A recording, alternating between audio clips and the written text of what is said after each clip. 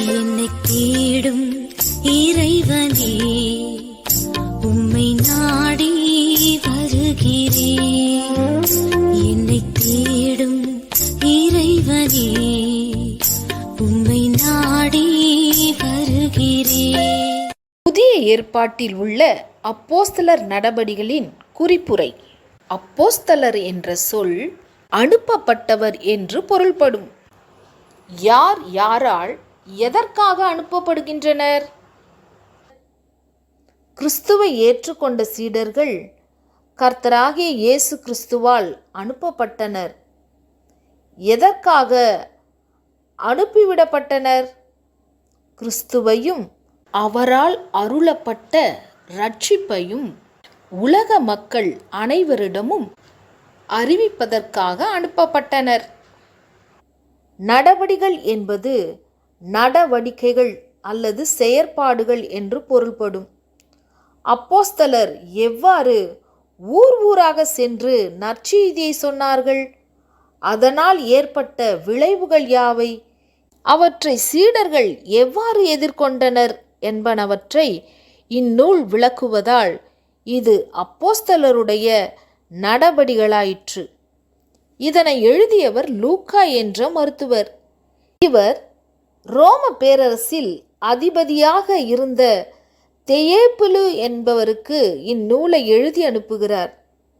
இதே லூக்கா இதே தெயேப்பிலுவுக்காகவே நற்செய்தி நூல் ஒன்றையும் எழுதியுள்ளார் என்பது நினைவு கூறத்தக்கது. இதை சபை வரலாற்று நூல் எனலாம்.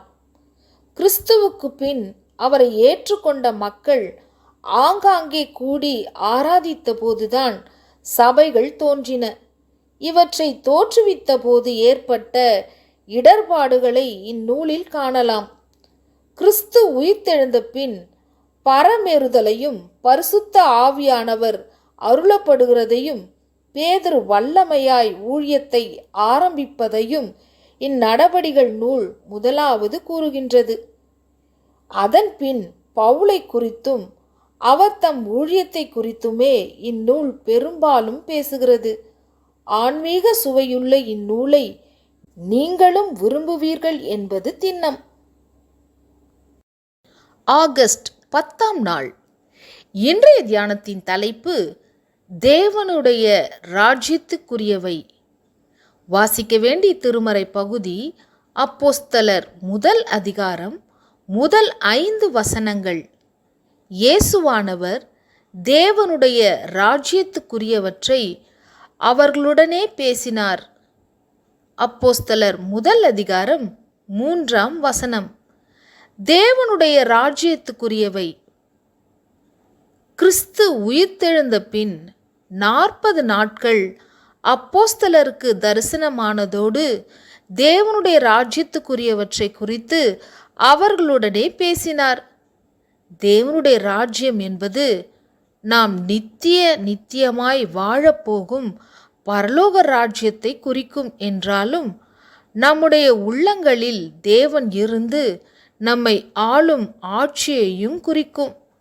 நாம் கிறிஸ்துவை ஏற்றுக்கொண்டு தேவனுடைய பிள்ளைகளாகும்போது நமக்குள் பரலோக ராஜ்யம் என்னும் தேவராஜ்யம் நிறுவப்படுகிறது. தெய்வீக சமாதானம் நம் நெஞ்சங்களில் நிறைந்திருக்கிறது. தேவனுக்கு பிரியமானபடி பரிசுத்தமும் அன்பும் நிறைந்ததொரு வாழ்க்கையை வாழத் தொடங்குகிறோம். தேவனுடைய சாயல் உள்ளவர்களாய் மாறுகிறோம். பொறுமை, மன்னிப்பு போன்ற அநேக நல்ல கிறிஸ்தவ பண்புகள் நமக்குள் வளர்கின்றன. கிறிஸ்து தான் சீஷர்களோடு இவ்வுலகில் வாழும்போது தேவனுடைய ராஜ்யத்துக்குரிய அநேக காரியங்களை பற்றி போதித்தார். இப்பொழுது உயிர்த்தெழுந்த பின்பும் அதே போல போதிக்கிறார். இவர் கிறிஸ்து தானோ? மரித்தவர் இவர்தானோ என்று சிந்தித்த சீடர்களின் ஐயம் விலகுகிறது. நாமும் உயிர்த்தெழுந்த கிறிஸ்துவை நமக்குள் வரவேற்று நம் அரசனாக இருந்து நம்மை ஆள நம்மை ஒப்பு கொடுப்போம். காத்திருங்கள். காத்திருத்தல் என்பது கிறிஸ்தவ வாழ்க்கையில் மிக மிக அவசியமான ஒன்றாகும். இங்கே இயேசு கிறிஸ்து பிதாவின் வாக்குத்தத்தமான மாம்சமான யாவர் மேலும் என் ஆவியை ஊற்றுவேன் என்று யோவேல் தீர்க்கதரிசி மூலம் தேவன் கூறிய வாக்குத்தத்தத்தின்படியும், நான் போவேனாகில் தேற்றரவாளன் என்னும் பரிசுத்த ஆவியானவரை உங்களிடத்திற்கு அனுப்புவேன் என்று தான் சொன்னபடியுமான ஆவியானவருடைய வருகைக்காக காத்திருக்கும்படி கூறுகிறார். அன்று முதல் முறையாக ஆவியின் அருள்மாரிக்காக சீஷர்களும் இயேசுவை பின்பற்றிய அநேகரும் காத்திருந்தனர்.